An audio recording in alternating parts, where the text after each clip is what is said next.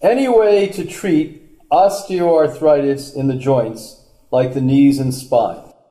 Over the decades, we've been very happy to utilize electromagnetic therapy. In the United States of America, the so-called free nation, the only thing it's approved for here is the use of what we're now talking about. Small fractures, bone repair, and also when you have surgery and it doesn't heal, you can use it for that. So either soft or hard tissue healing. So unlike the medicines that they try to hand you, that they claim build the bone, what we're telling you is that electromagnetic therapy, non-invasive electromagnetic therapy, not shock therapy, will help to bond the bone because it actually makes the cells push closer together, and in doing so creates greater molecular density of the hard tissue, the bone or skeletal structure of the human body.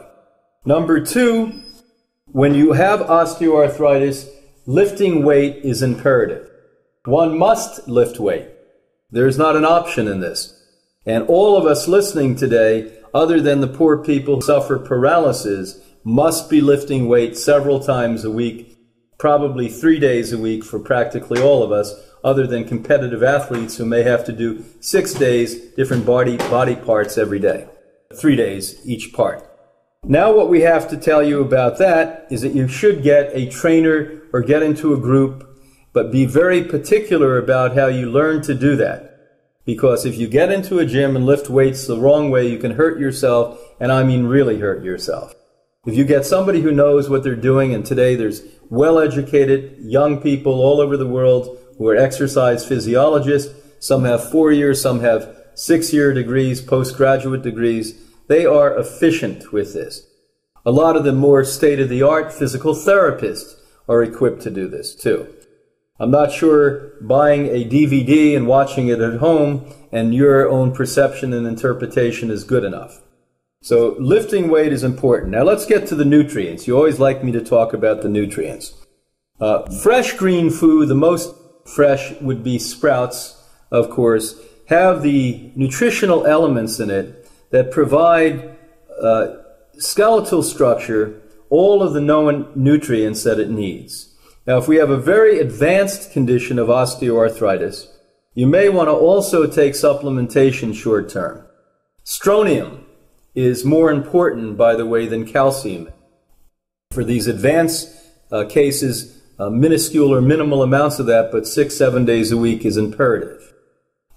Silica, very important. And taking supplemental forms, liquid forms, is powerful. And all over the world there are different types. Those real purest types on the line today could actually take horsetail and make sun tea out of it. Horsetail, I don't mean literally a horsetail. Horsetail, the herb, and soak it in water in the windowsill for 24 hours and then use it. Problem with that is if you have a real problem, you're getting very little out of that one. You're at least getting something out of that. For the real purist, of course. I much prefer a person go ahead and take a supplement that has greater bioavailability. You can absorb it and it's going to heal. That's what your objective should be.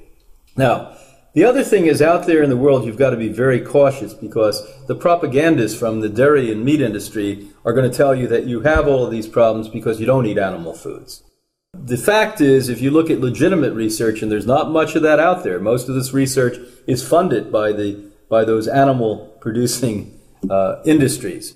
You're going to see UCLA study that actually caused osteo conditions. Number one cause of osteo condition was the consumption of dairy food. I would confirm that after 38 years of doing work on the front line of the sickest people on the planet Earth.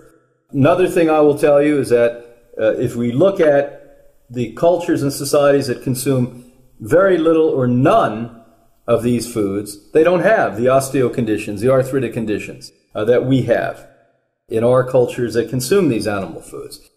And the other thing you have to know is that you've got to start to have confidence in the direction you're moving. The confidence should be established as you are tonight, listening to people who have had long-term experience, not with theory and philosophy, but with clinical research, applying these types of foods and methodologies to thousands and thousands and thousands of people, decade after decade. And that's where you get confidence. Ask questions. Be a healthy cynic. Because you've got to adapt this not because I tell you to and because I'm a quote authority, but because it makes darn good sense to you. And after you apply it a short time, it's not only going to make sense to you, it's going to work.